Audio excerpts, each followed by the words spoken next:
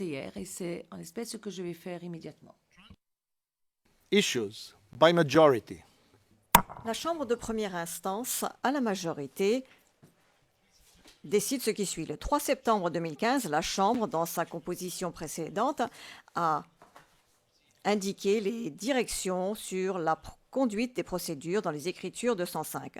Le 18 septembre 2015, la Chambre, également dans sa composition précédente, a rejeté la demande de la défense de Gbagbo demandant une autorisation d'interjeter appel concernant cette décision. Le 3 février 2015, le juge président de cette Chambre a fait une déclaration orale sur la façon dont les parties devraient procéder en rapport avec l'interrogatoire des témoins, notamment des amendements sur les indications précédemment données par la Chambre dans les écritures 205.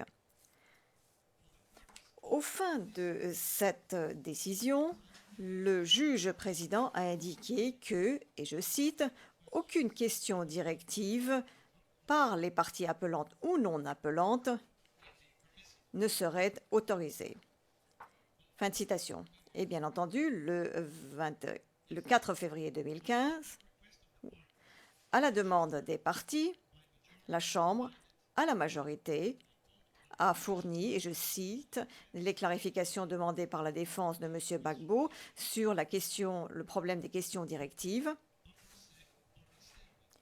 concernées et indiquées dans la déclaration orale. Et elle a notamment clarifié que, petit a, le système pour la conduite des procédures est un système ouvert et chaque chambre a la discrétion de prendre les décisions qu'elle juge appropriées. B. Les témoins sont appelés devant la chambre pour être interrogés, si nécessaire par l'ensemble des parties et également par les juges, sur les faits, avec l'obligation précise, sous risque de parjure, de dire la vérité au sens des articles 69 et 70 et de la règle 140. C. Le juge président peut donner des indications au sens de l'article 64.8 et des règles 140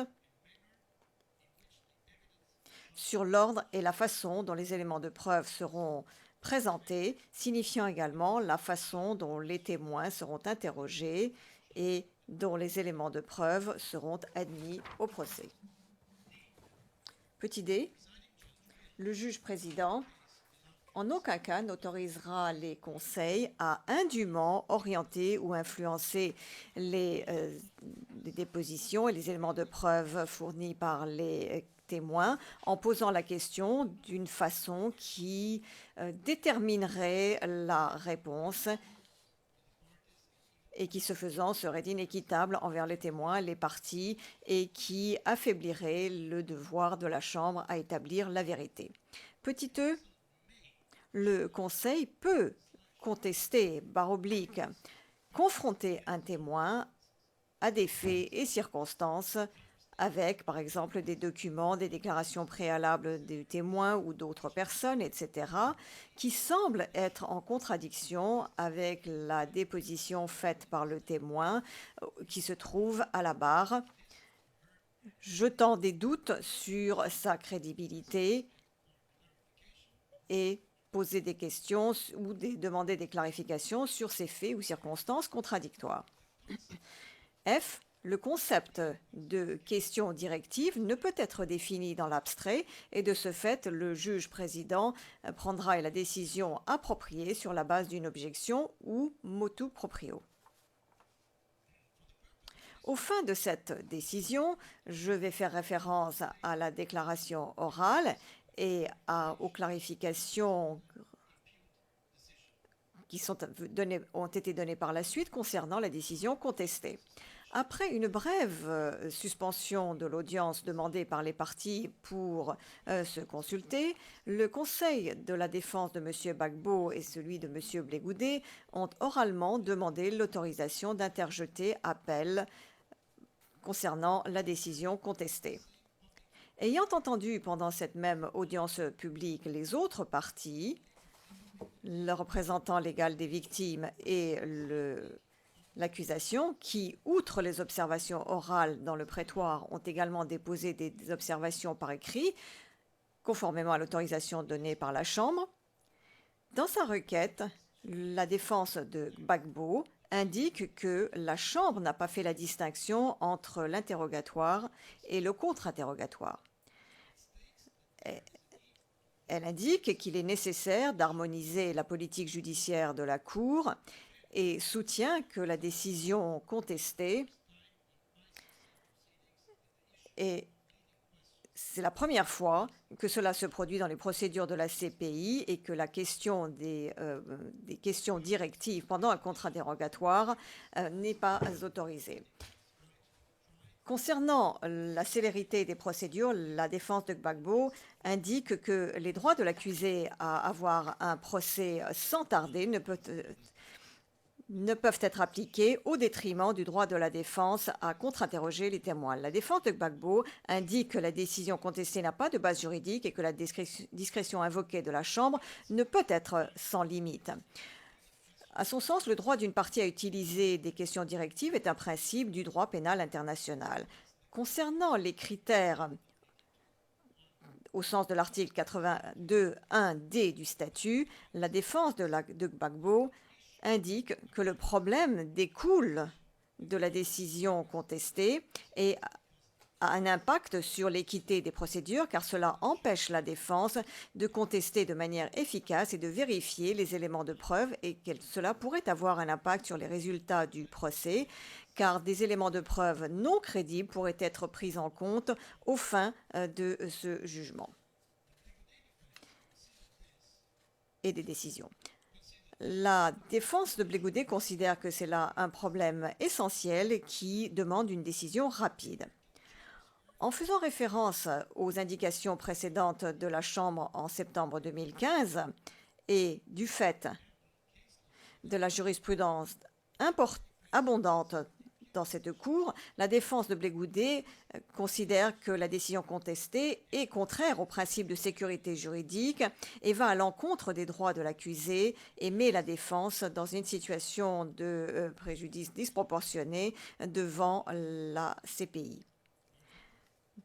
Par ailleurs, elle soutient que les indications montrant que le juge président prendra une décision sur la question selon le cas créent des ambiguïtés et une incertitude.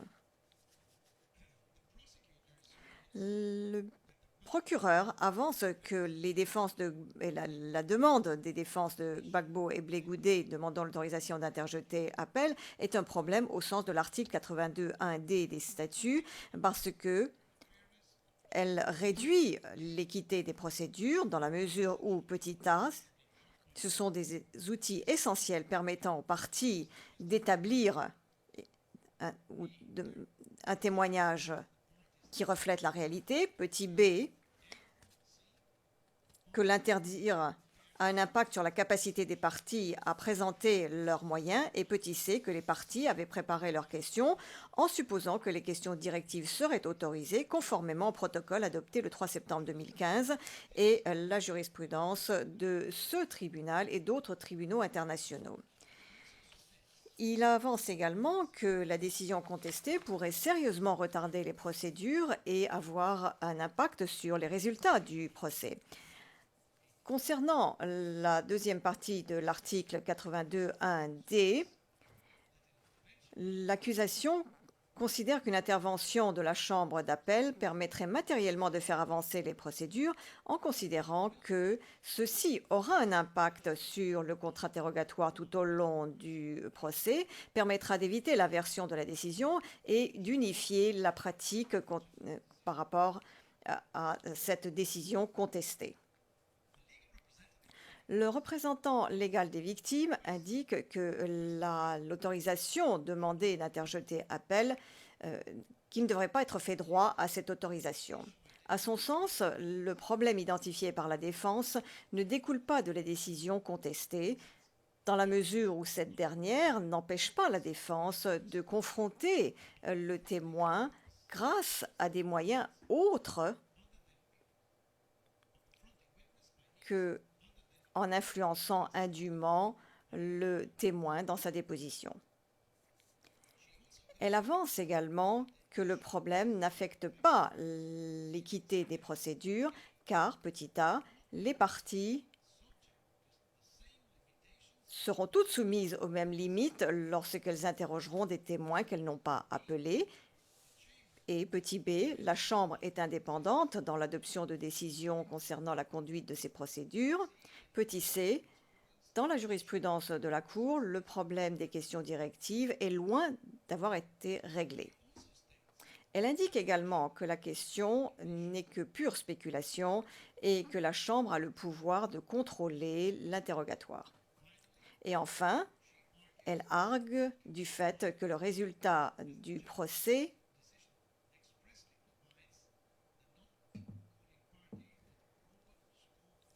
car la décision contestée permet à la partie non appelante un champ d'action assez large quant à la conduite de son interrogatoire.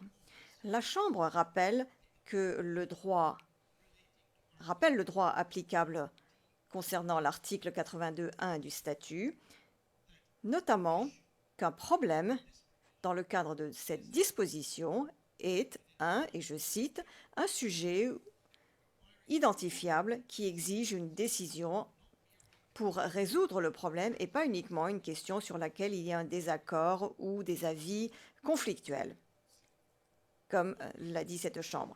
L'objectif de l'appel interlocutoire dans le cadre de l'article 82.1d est de créer une procédure dans le cadre de laquelle une intervention en appel sur un certain problème peut être anticipée à une étape intermédiaire des procédures lorsqu'il est prouvé que prendre une décision sur ce problème uniquement en appel final au moment de la conclusion des procédures signifierait risquer que d'importantes parties ou la totalité des procédures soient invalidées. La Chambre rappelle également que la Chambre d'appel a à maintes reprises indiqué les conditions limitées dans le cadre desquelles elle prendrait une décision sur une décision discrétionnaire prise par une autre chambre. À cet égard, elle a indiqué qu'elle ne s'ingérerait pas dans l'exercice de discrétion de la Chambre, même si, ayant le pouvoir de le faire, ceci aurait pu aboutir à une autre décision différente. La Chambre, de ce fait, non, pas de ce fait, mais la Chambre rejette l'autorisation d'interjeter appel car la défense n'a pas apporté la preuve d'un problème pouvant faire l'objet d'un appel, car elle n'a pas démontré que la conduite équitable et menée avec célérité des procédures ou les résultats, les conclusions de ce procès pourraient être considérablement affectés par cette décision contestée. Les raisons sont les suivantes. Tout d'abord, les arguments soulevés par la défense sont d'ordre spéculatif et en grande partie basés sur un malentendu des instructions données par la Chambre, en dépit des clarifications qui ont été données. Deuxièmement, dans la décision contestée, la Chambre et notamment le juge président ont simplement établi les bases sur lesquelles elle contrôlerait la façon dont les parties doivent interroger un témoin. Que cette décision ait un impact sur l'équité et la célérité des procédures ou les résultats du procès ne peut pas être prédéterminé dans l'abstrait, mais dépendra de la façon dont la décision contestée sera mise en place au cas par cas, à savoir comment ce contrôle sera exercé. Dans l'exercice de ses responsabilités statutaires, la Chambre s'assurera que les droits des parties et des participants seront dûment assurés à tout moment. Troisièmement, dans l'exercice de ses pouvoirs discrétionnaires, dans le cadre de la règle 140 des règles de procédure, la Chambre est simplement obligée d'appliquer les statuts et les règles de preuve et de procédure conformément aux droits de l'homme reconnus au plan international. De ce fait, lors de l'exercice de cette discrétion, la Chambre doit trouver un équilibre entre une gestion efficace du procès et le respect des droits de l'accusé. Néanmoins, ceci doit faire l'objet d'une évaluation au cas par cas en rapport avec des faits particuliers. Il est donc insuffisant pour les parties d'alléguer que les directions de la Chambre sur la façon dont elle exercera sa discrétion a un impact sur l'équité des procédures et va à l'encontre des principes concernant les droits de l'homme. Et enfin, la flexibilité du système, tel que cela est reflété dans la règle 142C, ne peut être limitée par la pratique d'une autre chambre, soit dans cette cour, soit, et j'ajouterai encore plus même, dans d'autres tribunaux internationaux. En fait, conformément à l'article 21.2 des statuts, la Chambre peut prendre en compte des décisions préalables, mais il est également une pratique courante dans ce tribunal de pouvoir s'écarter de décisions précédentes.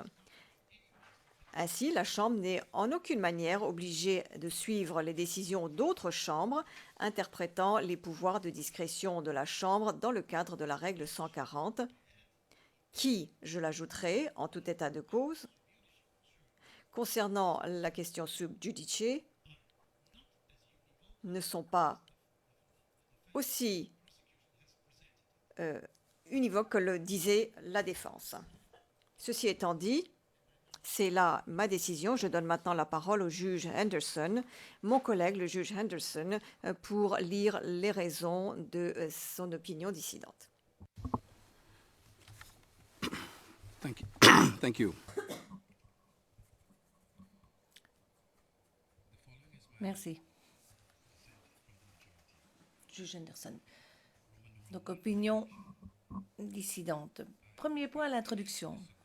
Avec tout le respect que je dois à mes collègues, je ne suis pas d'accord avec leur décision de refuser la demande orale d'autorisation à interjecter appel dans une question orale interdisant donc de recourir à des questions directives dans la procédure. Une demande qui a reçu d'ailleurs l'appui du procureur.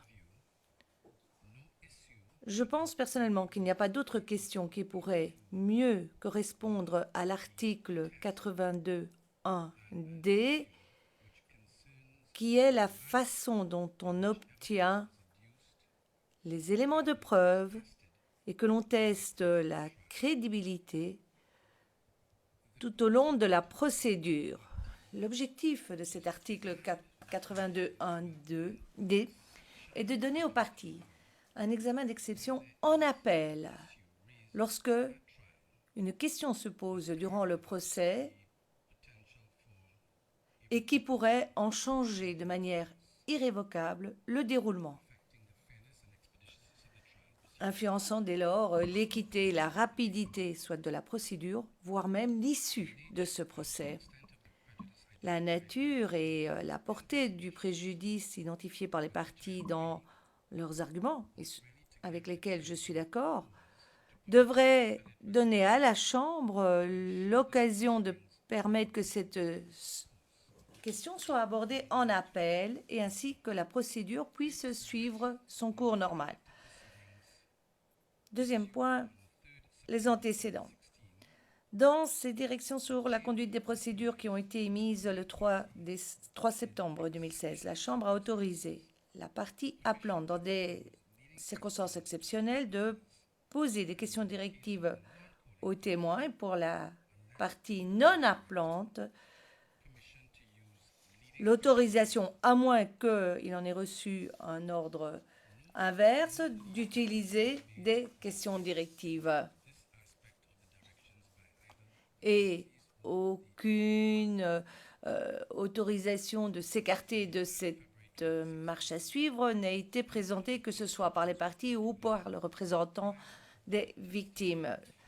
Le 3 février 2016, après les discours d'ouverture et juste avant la déposition du premier témoin, appelé par le procureur, le juge président, sur base d'un engagement de la Chambre à garantir la rapidité des procédures, a amendé la décision que la Chambre avait prise dans un premier temps, ce qui est tout à fait méritoire puisque c'était pour accélérer la procédure.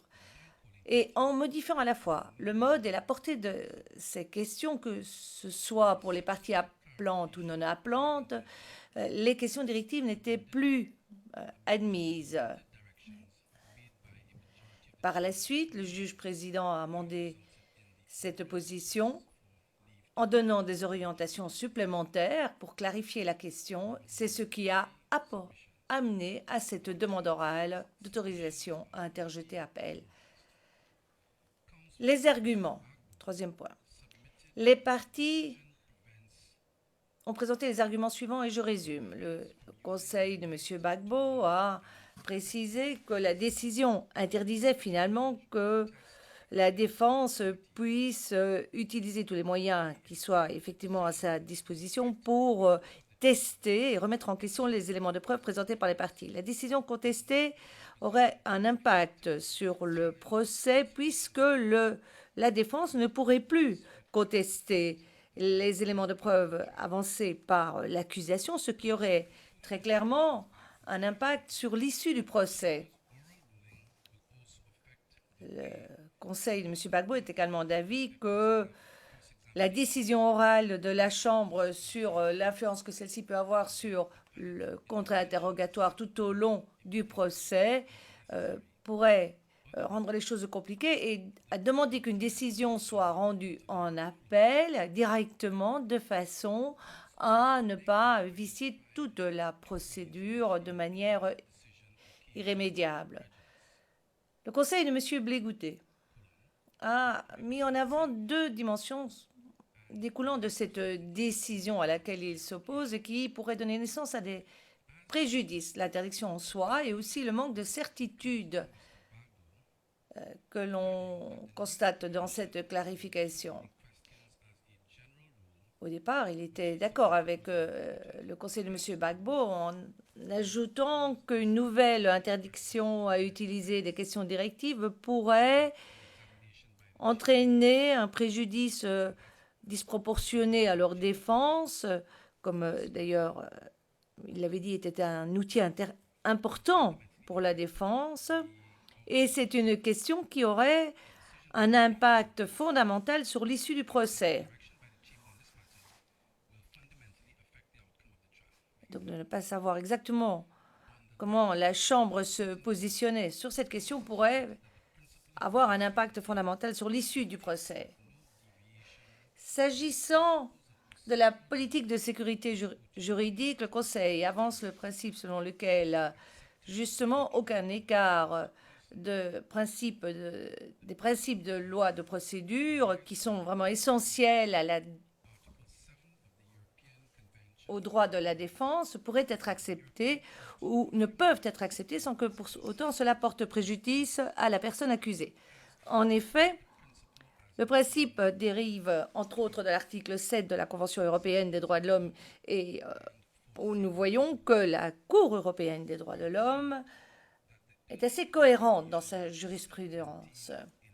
Elle parle là de l'accessibilité de la loi et de l'anticipation que l'on peut faire de la loi. Et on y fait référence au fait que toute clarification antérieure peut être maintenue jusqu'à un certain niveau, tout en précisant la portée de ce qui serait permis pendant l'interrogatoire par la partie non appelante et que cette décision en soi induit une ambiguïté et une incertitude puisque à chaque fois le juge devra évaluer si la question est acceptable ou ne l'est pas, ce qui peut en soi aussi être directif. Sans égard au temps très restreint qui a été donné à la Chambre, le procureur a présenté des arguments élaborés pour répondre à cette demande orale, à autorisation de pouvoir interjeter appel par les équipes de la défense. Et je pense que si je devais essayer de résumer ces arguments, ne saurait pas leur rendre service. Alors, l'analyse. Personnellement, je crois qu'il y a trois questions très claires qui découlent de cette décision contestée. et que toutes trois satisfont aux prescriptions de l'article 82.1d, à savoir l'interdiction de poser des questions directives porte préjudice au droit d'une partie ou de la partie non appelante à remettre en question les témoignages du témoin. Ensuite, lorsque les parties reçoivent cette décision après que le procès ait commencé, est en soi aussi une entrave, puisque cela modifie la première décision qui avait été rendue par la Chambre. Et les parties n'ayant pas suffisamment de certitude et devant se fonder sur des décisions qui seront prises au cas par cas est en soi finalement un préjudice, puisque cela ne leur permettra pas de poursuivre leur interrogatoire suffisamment rapidement. Lorsque nous avons une partie qui n'a pas appelé un témoin et que nous sommes dans une procédure contradictoire, l'objectif est justement de voir s'il y a des éléments complémentaires ou les intentions de la partie appelante. Et c'est vrai que dans la pratique qui est la mienne, je constate que lorsque des interrogatoires sont faits par des parties non appelantes, ce sont souvent, si pas toujours, des questions directives qui sont posées et admises. Dans le cas d'une procédure contradictoire, lorsque cette partie ne peut pas contester le témoin sur ces éléments de preuve ou sur tous les aspects de ces éléments de preuve, eh bien finalement, on accepterait de manière implicite les éléments de preuve et la partie devrait à ce moment-là contester ces éléments dans son discours de clôture. Donc, l'objectif de cette règle est de s'assurer l'équité à la fois du témoin et de ceux qui ont recherché les éléments de preuve. Et l'opportunité aussi de voir quelles sont les différentes versions des événements devant les différentes contradictions qui peuvent être proposées par le Conseil sous forme de questions directives et pour tester la véracité du témoignage du témoin. Donc, supprimer ce droit à poser des questions directives entraîne finalement que la partie que l'on entrave les progrès qui pourraient être accomplis. À mes yeux, des questions directives ne sont pas en elles-mêmes injustes.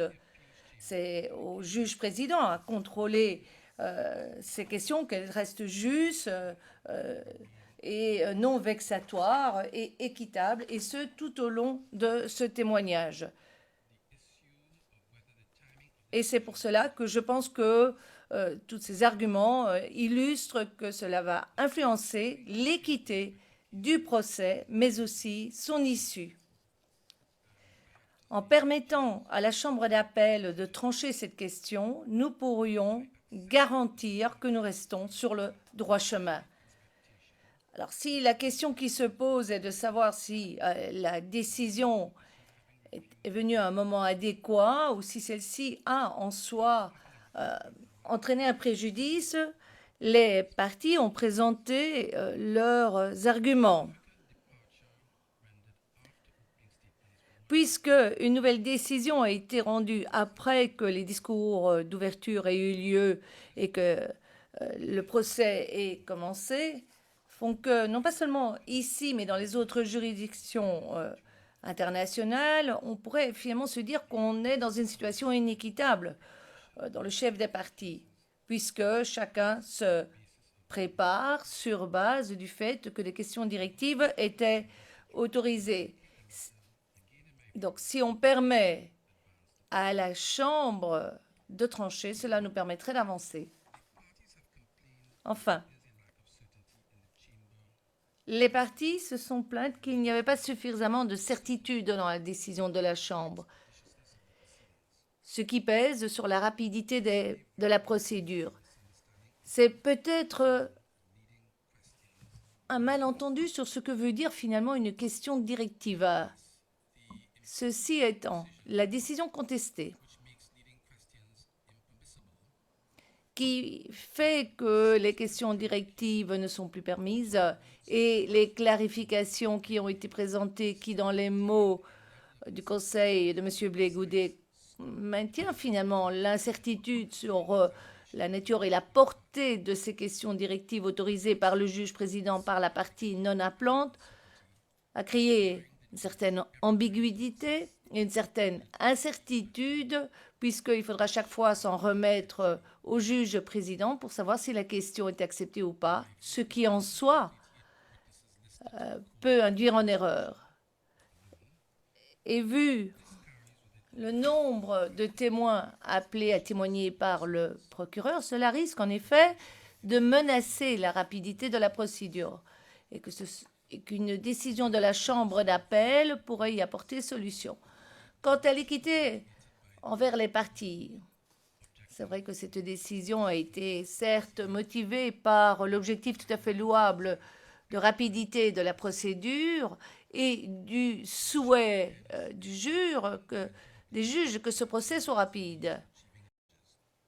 Il nous faut aussi pouvoir déterminer les charges en fonction de l'équité et certes la rapidité fait partie de cette dimension aussi, mais ne peut pas être perçue en son nom propre parce que c'est lié à un procès équitable.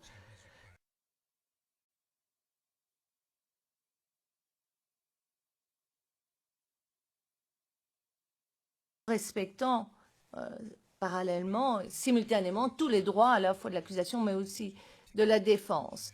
Alors, si le juge président et la Chambre ont bien sûr le pouvoir de contrôler la procédure et de conduire cette procédure pour qu'elle soit menée de manière efficace, juste et rapide, il faut que cela se fasse dans le respect des statuts et des règles qui sont les nôtres.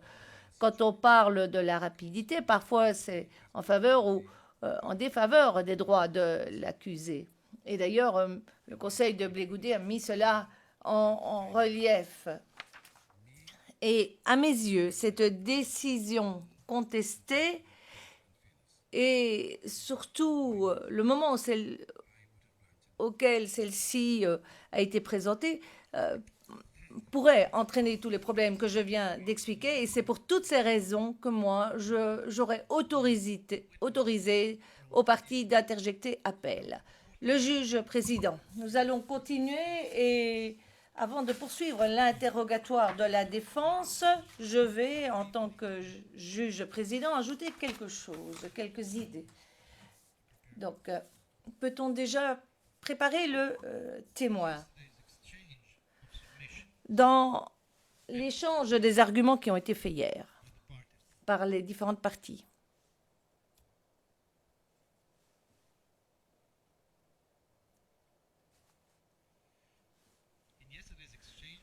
dans l'échange des arguments et commentaires faits hier par les parties, et même si je sais parfaitement qu'il appartient au Conseil de faire valoir leurs arguments et de le faire de la manière la plus persuasive qui soit, j'ai eu plus que l'impression qu'une certaine limite avait été dépassée. Et je fais référence ici aux scénarios apocalyptiques qui ont été envisagés, découlant du fait que la décision du juge président violait fondamentalement les droits de l'homme des accusés, portait préjudice, un préjudice grave aux arguments de la défense et aux droits des accusés, et que le procès qui serait conduit en suivant cette directive serait injuste, et d'autres déclarations de la sorte. Et je constate que nombreux sont les systèmes juridiques dans lesquels les interrogatoires des témoins ne font pas de différence entre l'examen principal et le contre-interrogatoire. Ces systèmes ne prévoient pas, par défaut,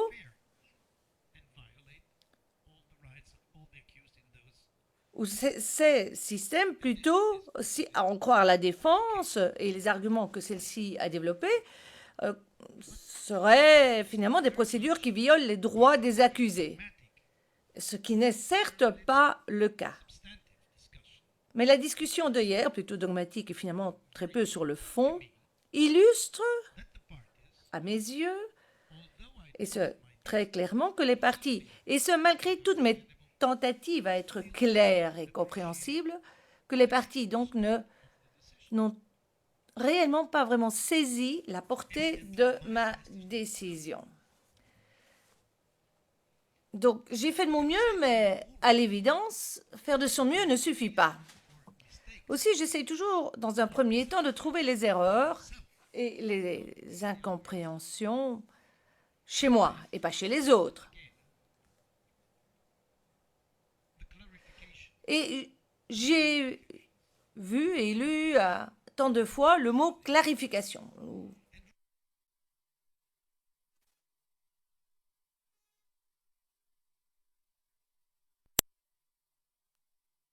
En fait, que moi-même, je n'avais pas été suffisamment clair. Aussi,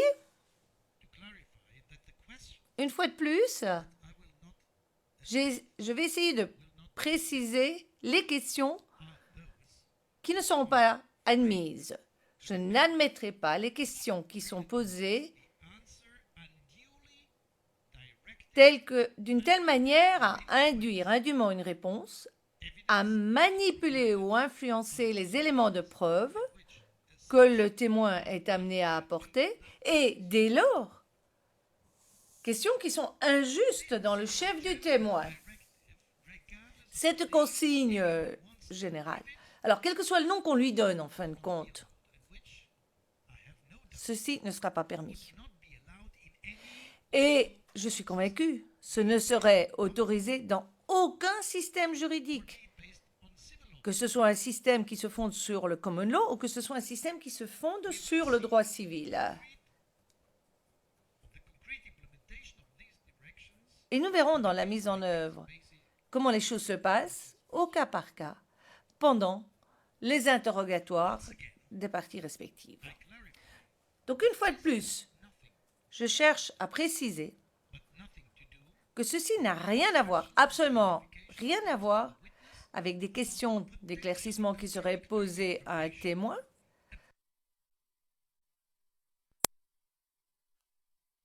documents, d'autres déclarations ou, tout particulièrement, des déclarations du témoin lui-même faites précédemment. Et c'est ce que hier j'ai appelé contester ou confronter. Et dans l'article 500 du Code de procédure italien, qui fut rappelé à mon attention par le procureur, parle ici de contestazione.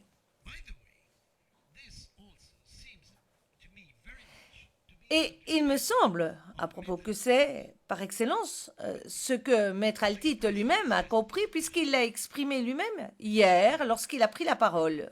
Et je vous relis. Correction de l'interprète, j'ai parcouru non seulement ce que j'avais dit, mais également la retranscription. Et je vais citer Maître Altit en français et vous me pardonnerez ma prononciation. 28 to page. Page 9, ligne 28 à la page 10, ligne 9. Il est du devoir de la partie non appellante, lors du contre-interrogatoire, de mettre en lumière les contradictions et les faits du récit du témoin et de tester, c'est ça, tester la cohérence du récit en le passant au crible de l'ensemble d'éléments de preuve à la disposition des parties. C'est à cette seule condition que la vérité judiciaire peut apparaître. End of quote. Fin de citation. Je ne peux qu'être d'accord avec cette déclaration. Et c'est justement dans cet esprit que j'ai rendu la décision. Donc je crois qu'il y a un malentendu, vraiment, plutôt qu'une question, un problème au fond. Alors pour conclure, je voudrais ajouter que les partis, tout comme le public, doivent avoir toutes les assurances que, à tout moment, ce juge-président, cette Chambre, veillera à garantir l'équité de la procédure et la responsabilité des droits de M. Gbagbo et de M. Blé Goudé à un procès juste et équitable. Et le désaccord entre les partis, d'un côté, et la Chambre de l'autre, sur l'administration du procès, ne veut pas dire pour autant que le procès est injuste et viole les droits de l'homme des accusés. Et je crois que nous pouvons maintenant clore cette discussion et passer à l'interrogatoire du témoin par la défense.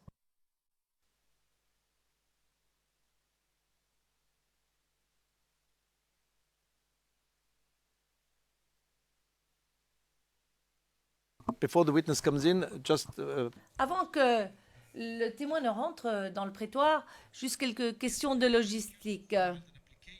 Hier, le procureur a introduit une demande pour une requête de mesures exceptionnelles pour le témoin P190 pour la session de familiarisation. Ce témoin devrait commencer sa déposition la semaine prochaine. Aussi, le délai de réponse est ramené à lundi matin, le 8 février. Donc, puis-je vous inviter à nous présenter vos réactions au début du procès à 9h30 lundi, de façon à ce que la Chambre puisse rendre une décision. Merci beaucoup. the floor to the defense. Je cède maintenant la parole à la défense afin que celle-ci puisse interroger le témoin. Merci, Monsieur le Président. Le contre-interrogatoire sera mené par Maître Hochet.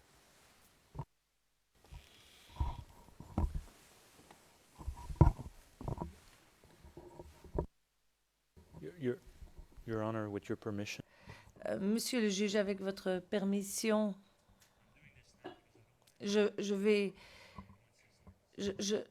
me lève maintenant parce que je ne veux pas par la suite interrompre mon collègue une fois qu'il aura commencé. Ce ne serait pas nécessaire. Nous avons reçu une liste de documents qui seront utilisés par l'équipe de la défense Gbagbo dans le contre-interrogatoire. Et si je ne me trompe pas, j'ai envoyé un courriel mercredi ou jeudi matin en informant nous allons soulever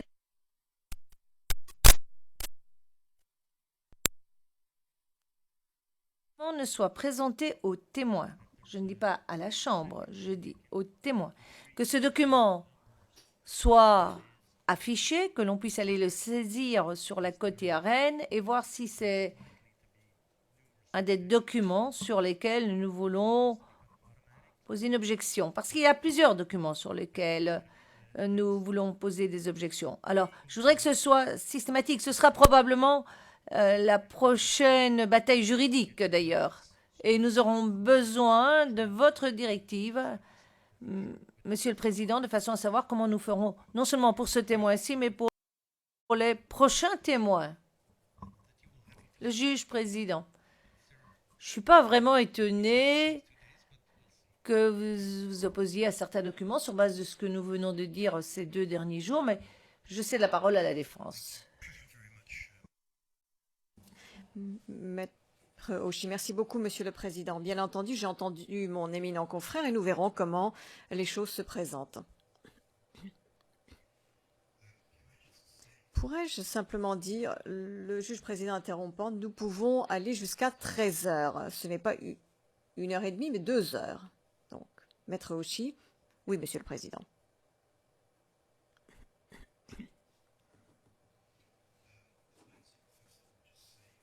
Maître Hochet, je voudrais tout d'abord, à l'intention des interprètes, dire que Je ferai le contre-interrogatoire du témoin en français.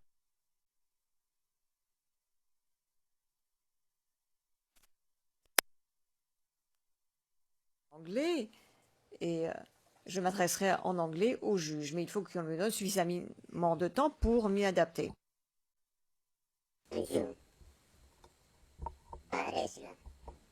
Bonjour.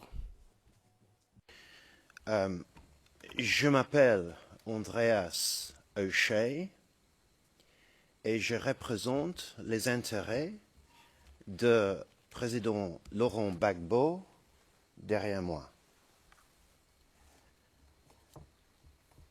Je vais vous demander quelques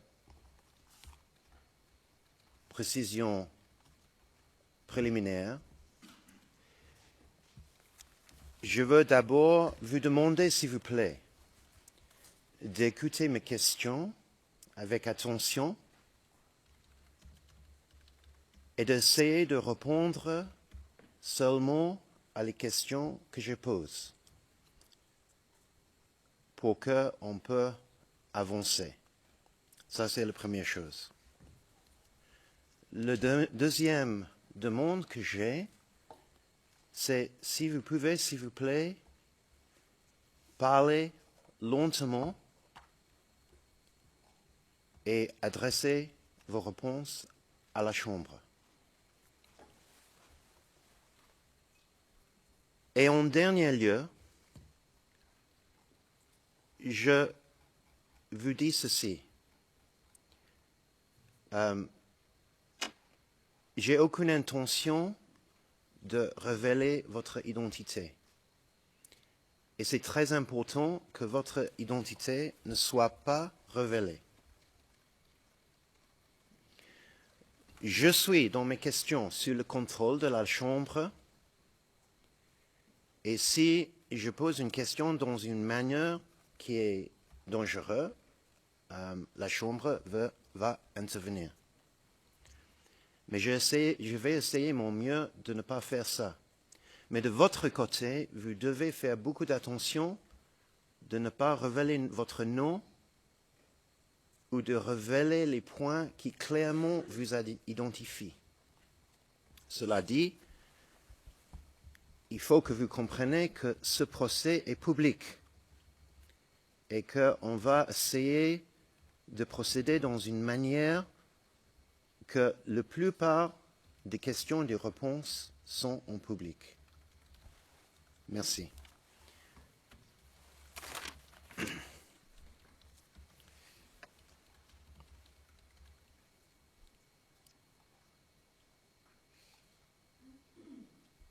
I believe that there was a response from the witness. Je pense, dit Maître Ouchy, qu'il y a eu une réponse du témoin.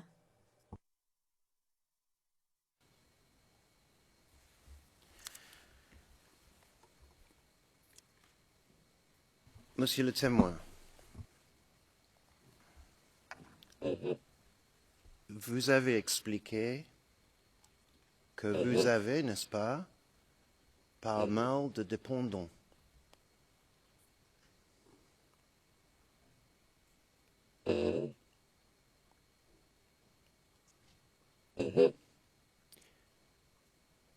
Oui, tout à fait. Et que vous devez, entre autres, garder que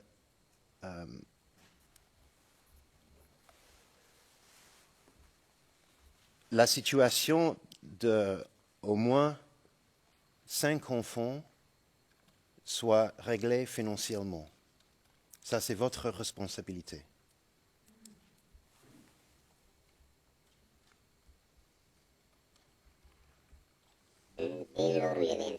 Tout à fait, vous avez raison. J'ai 5 enfants et d'autres personnes également sont présentes à mon domicile et je les prends en charge. Et est-ce que ça serait le cas que dans votre culture, c'est aussi important pour un homme d'assurer que la famille de votre femme ne soit pas non plus dans les problèmes.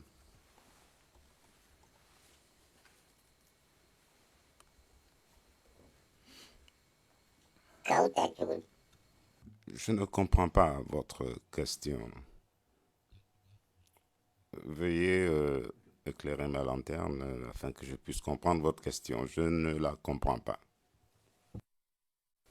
À part des responsabilités à vos dépendants directs, vous avez aussi un devoir d'assurer le bien-être de la famille immédiate de votre femme.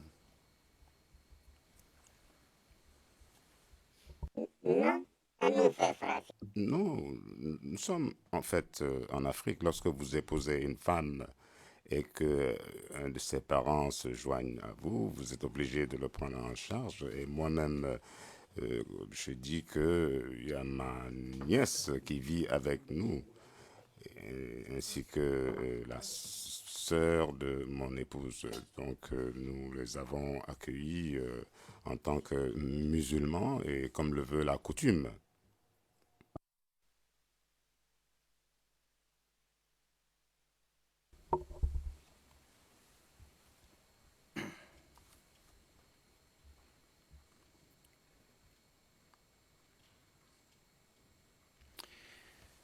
Et de ce qu'on a entendu de vous, il paraît que au moins depuis le 16 décembre 2010, vous avez manqué du travail, n'est-ce pas?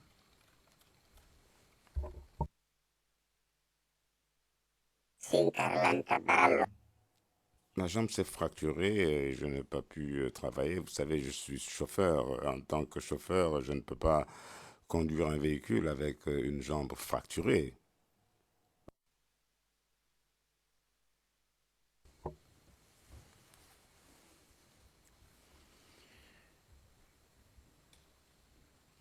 Et pendant les dernières 5 années,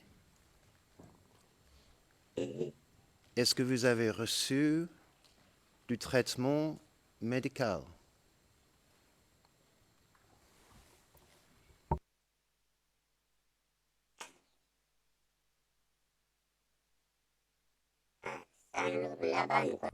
Au cours des 5 dernières années, je me suis soigné et j'ai tous les documents relatifs au traitement que j'ai reçus. J'ai des radios et on m'avait promis de m'opérer, mais que je devrais attendre parce que l'os ne s'étant pas suffisamment consolidé.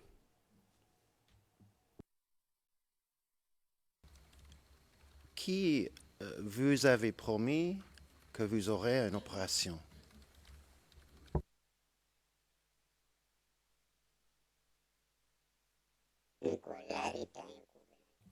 Celui qui m'a dit qu'on allait m'opérer. En fait, ce sont des gens de la cour qui m'ont promis de m'aider à me soigner. Et il y a longtemps, ils ont apporté une réponse favorable, à savoir qu'ils allaient m'aider et à bénéficier de soins. Et il y a d'autres personnes qui sont venues voir l'état de ma jambe et leur m'a donné 1 mois et on ne pouvait pas opérer la jambe parce qu'il y avait encore du pus. Et nous avons donc dû attendre jusqu'à ce que j'arrive ici pour ma déposition. Voilà la situation.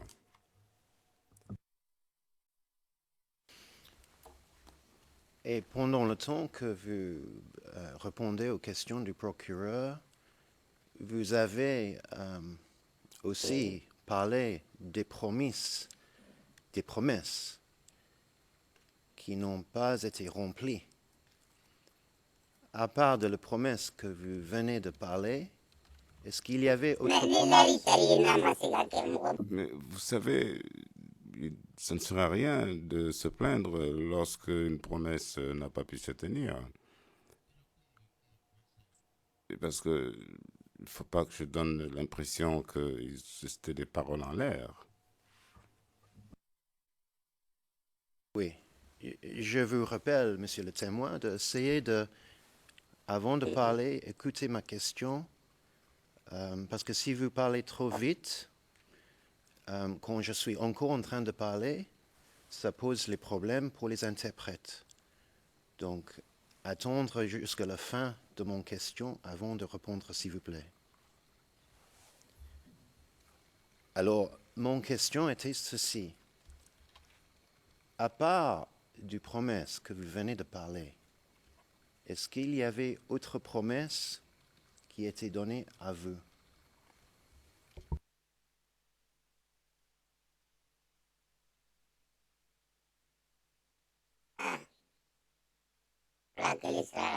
Oui, concernant le traitement médical, c'est la seule promesse qui m'a été faite. Il n'y a pas d'autre promesse sur laquelle je peux compter, à part celle de la Cour.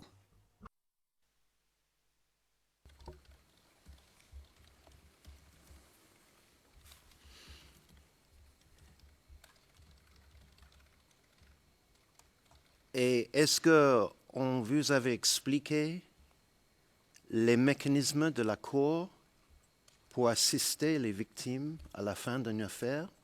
Est-ce que ce processus a été expliqué à vous?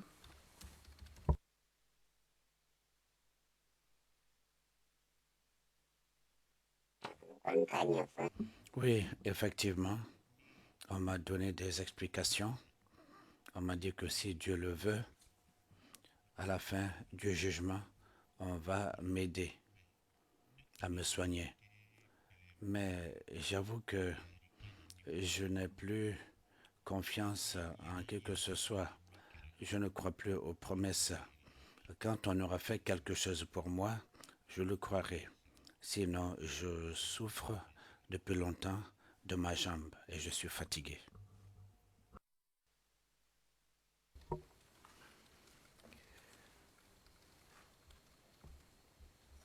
Et dans le contexte de votre situation réelle, cette affaire a une certaine importance pour vous, n'est-ce pas?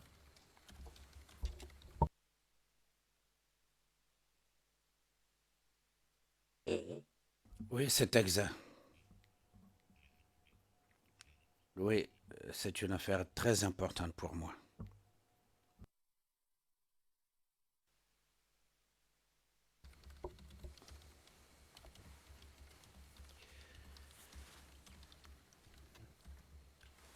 Mettez votre cerveau au moment de 16 décembre 2010.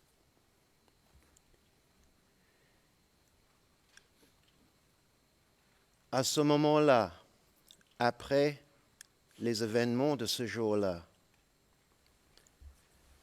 quand est-ce que c'était la première fois que les gens du RDR sont venus vous voir?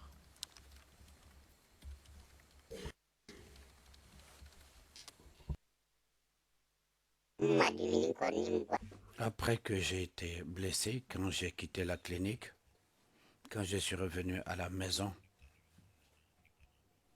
mes parents et mes voisins sont venus me saluer. Une fois qu'ils sont partis, les gens du RDR sont venus me voir. Ils m'ont salué, ils m'ont demandé comment j'avais été blessé. J'ai donné les explications. J'ai dit qu'on allait à la RTI et j'ai été blessé en cours de route. Je n'ai pas été blessé à Port-Bouët 2. Ils m'ont dit qu'ils vont m'aider. Mais j'ai dit que nous sommes allés à l'hôpital, on ne m'a pas soigné. J'ai dû utiliser mon propre argent pour me soigner. Ensuite, ils m'ont demandé de leur remettre la photocopie de mes dossiers médicaux, j'ai demandé aux enfants de faire des photocopies qui leur ont été remises. Ils m'ont dit qu'une fois partis, ils reviendront m'aider. Ils sont partis, ils ne sont pas revenus, ils ne m'ont pas donné d'argent et personne n'est revenu me voir. Je suis resté donc comme ça. En ce qui concerne le RDR, je ne suis pas ici porte-parole du RDR. Le RDR ne m'a pas aidé, ils ne m'ont pas donné un centime. Donc si nous ne parlons pas du RDR. J'étais militant, j'ai été blessé, mais tout le monde m'a abandonné.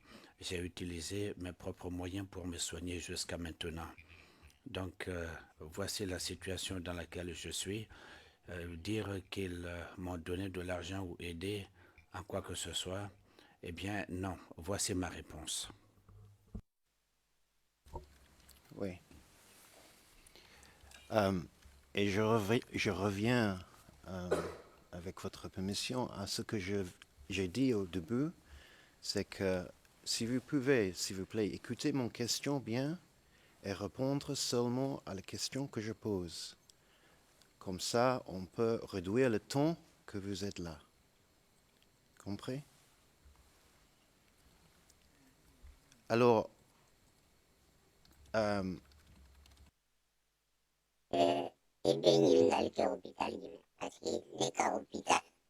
Oui, j'ai fait 3 hôpitaux.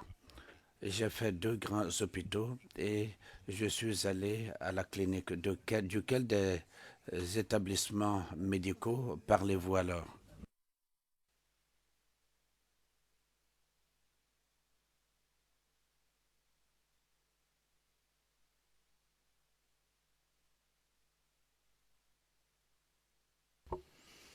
je peux mettre la question dans cette manière. C'était combien de temps après le 16 décembre que le RDA est venu vous voir? Le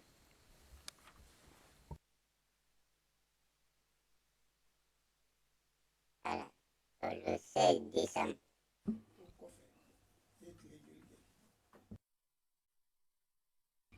J'ai été blessé le 16 décembre. J'ai passé une nuit au CHU à Yopougon. Le lendemain, on m'a amené au CHU de Cocody. J'ai passé une nuit là-bas et le lendemain matin, je suis parti.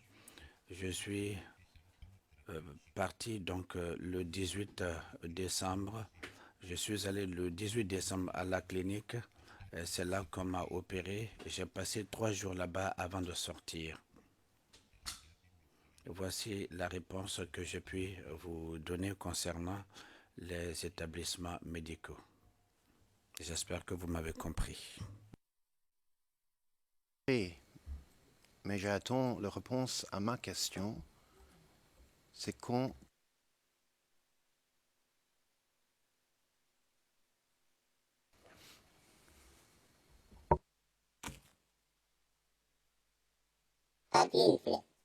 Voici sa carte de visite.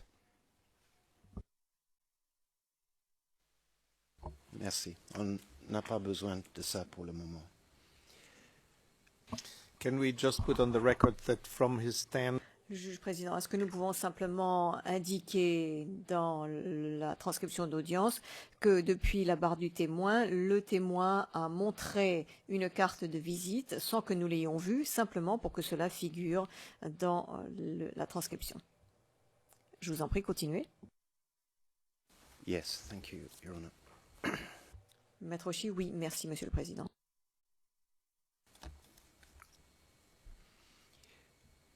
Alors, réunion, est-ce que vous avez participé avec Diaby et autres victimes?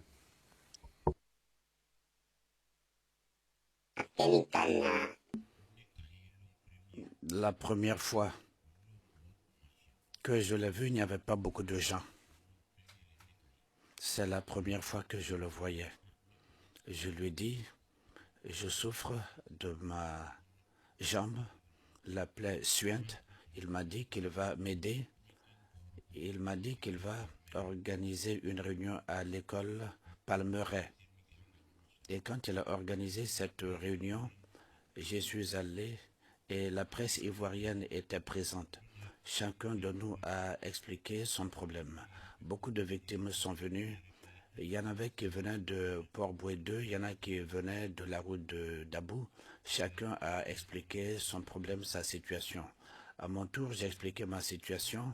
J'ai montré ma jambe et j'ai dit que par le passé, j'étais plus ou moins en bonne santé, mais là vraiment je souffre.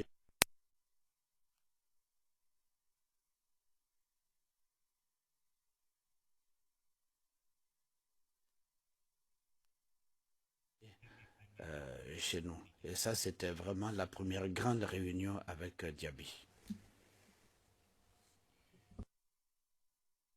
Vous avez dit qu'il va vous aider. Est-ce qu'il a précisé dans quelle manière il va vous aider?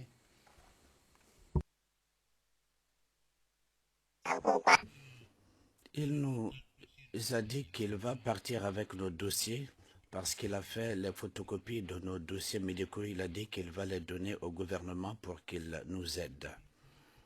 Nous avons fait les photocopies, on les lui a données et chaque fois qu'il fait les réunions, il m'appelle. Il avait mon numéro et il m'a donné également sa carte de visite et j'avais son numéro. On s'appelait, donc j'allais aux réunions et nous faisions les réunions et je lui ai dit que je souffrais et un jour il m'a dit non, on va vous soigner comme vous avez mal au pied. J'ai dit vraiment si on peut me soigner ce serait une bonne chose. Mais en fait je suis resté, je ne l'ai pas vu. Donc, il faisait des promesses qu'il ne tenait pas et il n'a rien fait pour moi de manière que je puisse retrouver ma santé. Et je suis resté comme ça. Jusqu'à aujourd'hui, Diaby n'a rien fait pour moi. Quand il me demande d'aller à une réunion, j'y vais. Je suis allé à toutes ces réunions.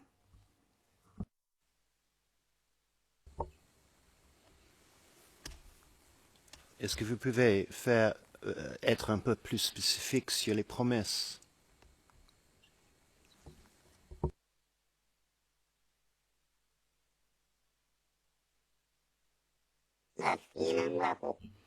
Il a dit qu'il va m'aider pour que je sorte de ma situation difficile, qu'il va remettre nos documents au gouvernement pour qu'on soit dédommagé. Voici l'engagement qu'il a pris. Il a pris des engagements et il a dit qu'il va remettre nos dossiers au gouvernement pour qu'il s'occupe de nous, d'abord nous soigner, ensuite nous payer des dommages et intérêts. Rien n'a été fait. Je ne suis même pas guéri. A fortiori, penser à des dommages et intérêts. Pendant cette première réunion que Diaby a organisée avec vous, avec les autres victimes, ce que vous avez dit que c'était la première grande réunion, à ce moment-là, de votre souvenir, est-ce qu'il y avait une discussion sur la Cour pénale internationale?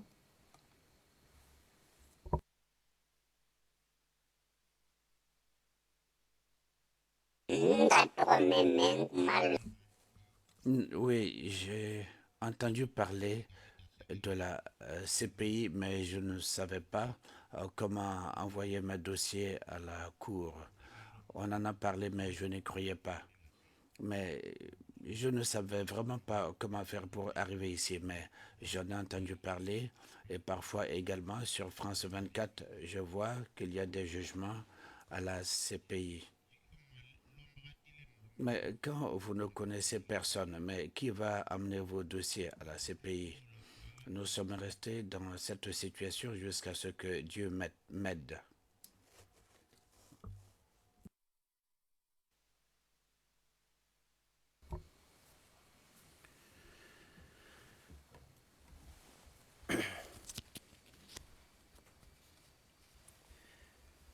L'acronyme RDR ça veut dire Rassemblement des Républicains, n'est-ce pas?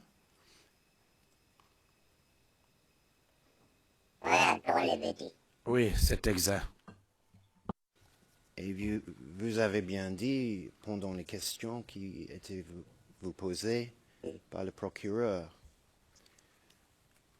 Donc, le sens de cet acronyme Rassemblement des Républicains a toujours été bien connu par vous. Jaman kono anta Oui, en Côte d'Ivoire, tout le monde connaît le RDR. Tout le monde connaît le RDR aujourd'hui.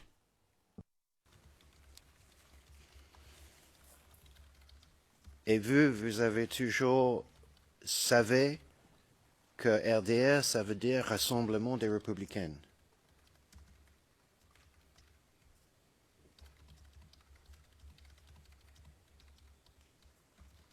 balonulele. Oui, oui, c'est le nom que je connais, mais je ne sais pas s'il y a autre chose derrière ce nom. C'est le nom que je connais.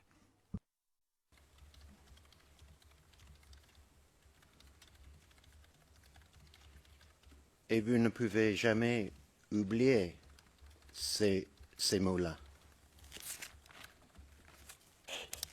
Nkoli Oui, là où je suis aujourd'hui, celui qui est président, je l'aime parce qu'il dit la vérité. Et quand il dit quelque chose, il le fait. Depuis qu'il est au pouvoir, nous dormons en paix. Et je l'aime pour cela. Mais le Rassemblement des Républicains, une fois que ce parti disparaîtra, je ne suis pas sûr que je vais voter pour lui. En tout cas, s'ils ne seront plus au pouvoir, je suis plus sûr de voter pour eux, à moins qu'ils nous tiennent à notre langage.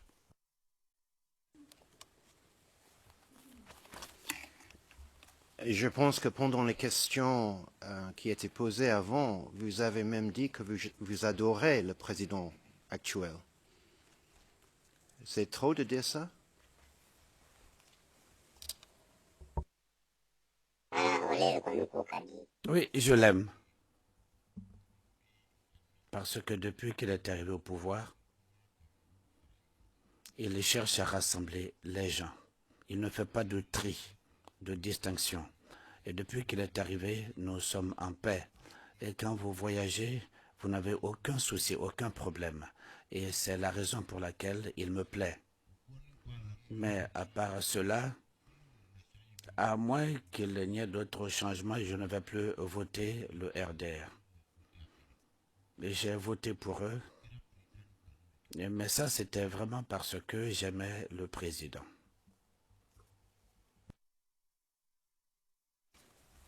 Et vous étiez prête à faire beaucoup de votre âme et de vos capacités pour cet président. Vous avez même fait les activités volontairement pour le RDR. C'est vrai ça, non?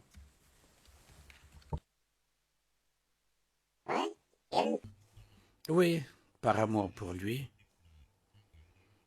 C'est la raison pour laquelle j'ai participé à beaucoup de réunions. Et j'utilisais mes propres moyens, mes ressources. Quand il y avait des réunions, je payais les frais de location des chaises pour les réunions politiques. Mais vous voyez, quand j'ai été blessé, on ne m'a pas aidé et j'ai été déçu. Et moi, je me suis battu pour eux. J'ai été blessé, ils n'ont rien fait pour moi. Il m'est difficile de leur faire confiance. Mais en ce qui concerne leur chef, celui qui est au pouvoir, j'ai vraiment confiance en lui.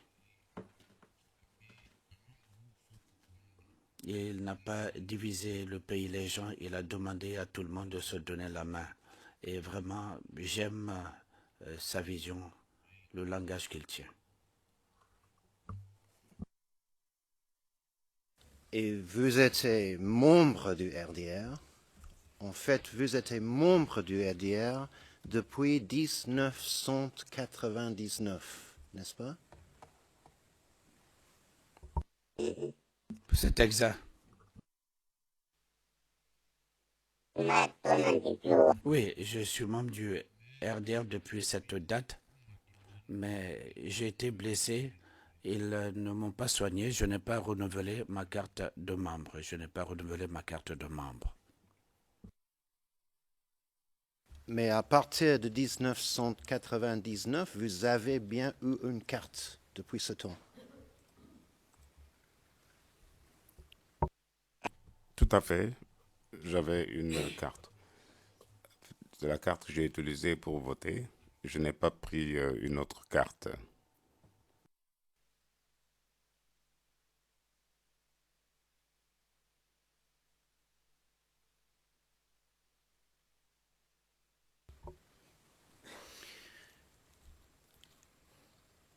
Vous avez expliqué que pendant les réunions, vous avez payé les chaises. Ça, c'était de vos sous personnels que vous avez fait ça? Oui, tout à fait, parce qu'à l'époque, j'avais un emploi, donc j'ai utilisé mon argent. Et puis, il y avait également toutes les personnes qui ont participé sont vivantes, sont témoins, donc sont toujours en vie. Et vous avez aussi vous-même organisé les réunions dans votre quartier pour le RDR, n'est-ce pas?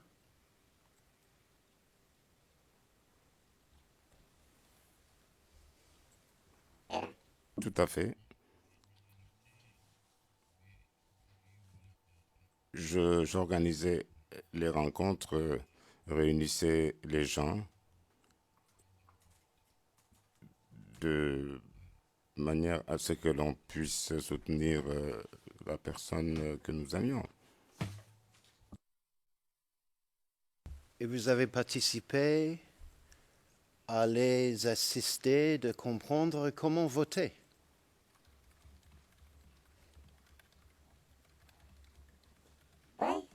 Oui, tout à fait. Parce que nous avions des rencontres avec les jeunes, nous leur expliquions comment voter, on leur a indiqué quel papier mettre dans l'urne et que s'ils étaient illettrés, ils pouvaient déposer leur empreinte digitale. Et pour faire cet exercice, je suppose que vous avez aussi eu des réunions avec autres personnes pour que vous sachiez qu'est-ce qu'il faut dire pour expliquer comment voter.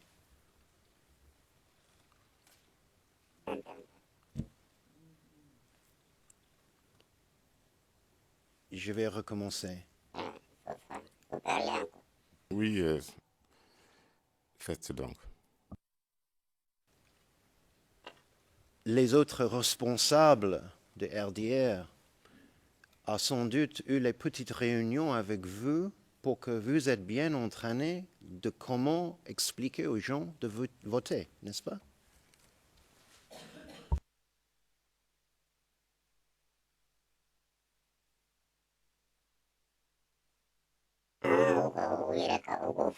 Oui, tout à fait. Ils nous ont expliqué comment voter. Et ils nous ont montré un document, ils nous expliquaient comment voter.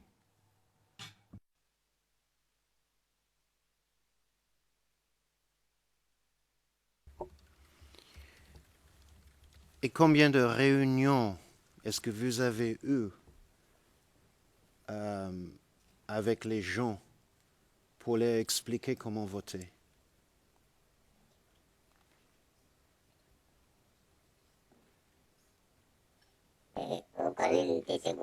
Je ne me souviens pas. Je ne peux pas vous dire combien de fois nous nous sommes réunis. Nous nous sommes réunis plusieurs fois.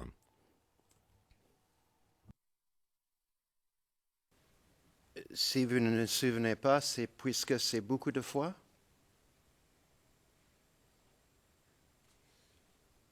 C'est ce que je viens de dire, parce que je ne sais pas combien de fois nous nous sommes réunis, mais nous nous sommes réunis plusieurs fois. C'est bien ce que j'ai dit. Mr. President, I'd like to go into Maître Ouchi. Monsieur le Président, j'aimerais passer à huis clos partiel parce que je vais aborder quelque chose qui risque d'identifier le témoin. Cela ne prendra que quelques minutes. Le juge président. Très bien. Monsieur le greffier d'audience, pouvez-vous, s'il vous plaît, demander le huis clos partiel?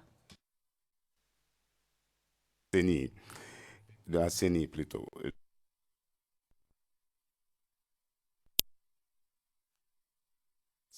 Les urnes soient déplacées en notre présence. Et c'est ce que j'ai dit qui ne figure pas dans la déclaration. Je l'ai dit ici au prétoire. vous étiez combien de personnes qui a suivi les urnes?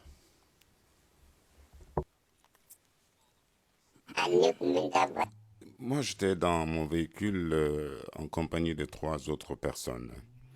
Il y avait d'autres personnes plus nombreuses parce qu'il y avait beaucoup de voitures, jusqu'à 6, 7. Mais je ne peux pas vous dire exactement combien de personnes étaient sur les lieux et qui ont suivi les urnes. Et puis, cela remonte à assez longtemps. Je ne peux... Et combien de personnes ont...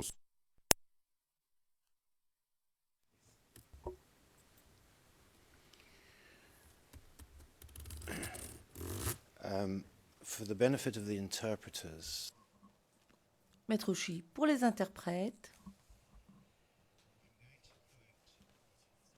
je voudrais prévenir que je vais prendre une citation de la retranscription de l'interrogatoire du procureur. Et je vais citer un passage en anglais.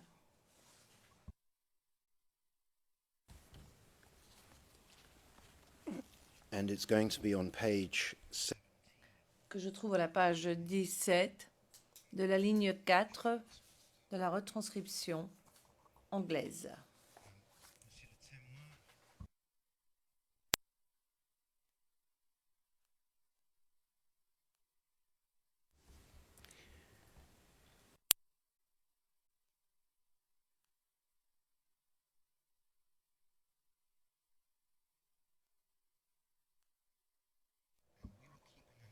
On était là, sur place, et on surveillait les urnes. Des gendarmes sont arrivés.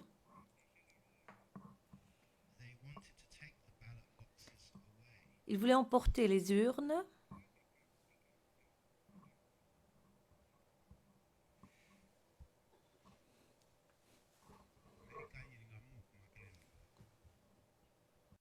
Vous m'avez posé la question, c'est bien la réponse que je vous ai donnée aussi.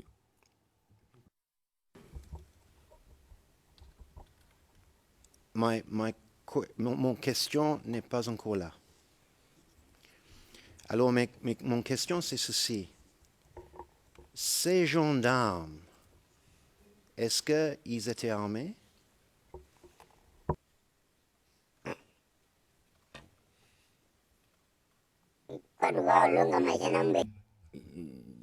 Est-ce que les gendarmes peuvent se promener en Côte d'Ivoire sans armes? Cela n'est pas possible. Lorsque vous voyez un gendarme en Côte d'Ivoire, il est tout le temps armé.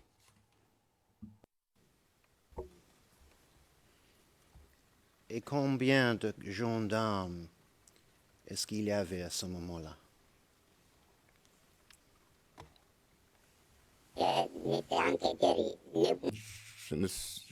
J'ai dit, moi je vous ai dit ce que j'ai mené comme activité. Nous avions voté et nous avons surveillé les urnes, mais le nombre de gendarmes, je ne peux pas vous le dire. Comment voulez-vous que je compte le nombre de gendarmes qui étaient présents? Il y a une bonne raison et je vais revenir à ça. Je vais continuer à vous dire ou vous rappeler ce que vous avez dit au procureur et j'ai une autre question.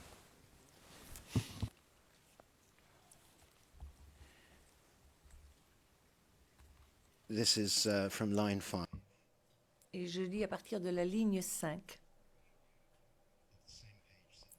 de la même page 17 dans la version anglaise. Commentaire de l'interprète, ceci est une traduction libre, nous ne lisons pas la retranscription de hier, n'ayons pas le texte. Some gendarmes came Certains gendarmes sont arrivés et voulurent emporter les urnes. Nous avons refusé. Nous avons négocié avec eux. Et ils ont voulu emporter ces urnes par la force. Ils n'ont pas pu.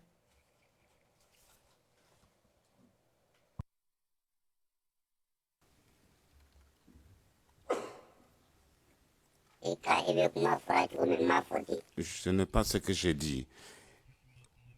Vous n'avez pas entendu ce que je viens de dire. J'ai dit que nous avions fini de voter. Nous sommes restés au bureau de vote. Les gendarmes sont arrivés pour récupérer les urnes. Nous leur avons dit de ne pas le faire car il y a des personnes habilitées à le faire. Nous avons, entre-temps, l'ONUCI est arrivé, ils ont eu honte, ils sont partis et les personnes habilitées sont venues. Donc ce que vous êtes en train de dire, je ne le comprends pas. Il faudrait que vous me posiez des questions que je comprenne, parce que je ne dis que la vérité. Si vous voulez, je peux me rendre en Côte d'Ivoire avec les avocats et vous montrer tout ce que je dis actuellement. Donc, si je vous comprenais bien, mais vous pouvez me corriger si j'ai mal compris. Mais si j'ai bien compris, ce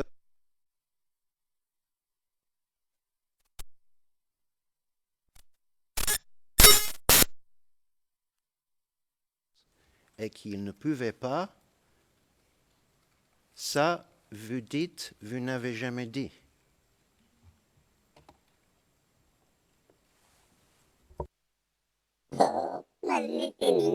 Je ne vous comprends pas.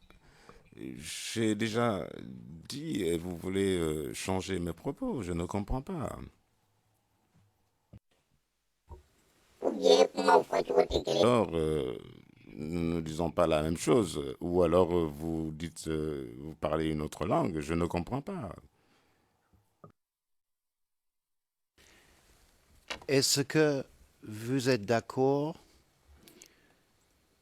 que vous avez dit au procureur, quand il vous posait les questions dans cette salle, est-ce que vous êtes d'accord que vous avez dit que les gendarmes ont voulu prendre les urnes par la force? Prenez ça d'abord. Est-ce que vous êtes d'accord que vous avez dit ça? C'est ce que je vous ai dit. Et le reste, je ne sais pas de quoi vous parlez, mais c'est bien ce que je vous ai dit, n'est-ce pas?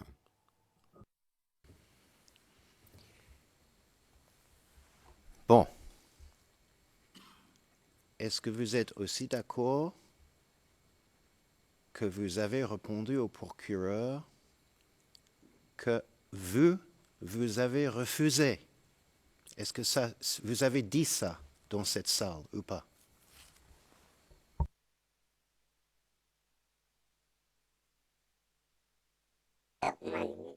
Vraiment, je ne vous comprends pas.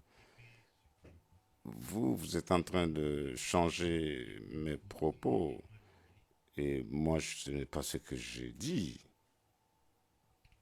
Vous n'avez pas dit dans cette salle que vous avez refusé qu'ils prennent les urnes. Ça, c'est incorrect. J'ai dit et répété. Qu'est-ce que vous voulez que je vous dise?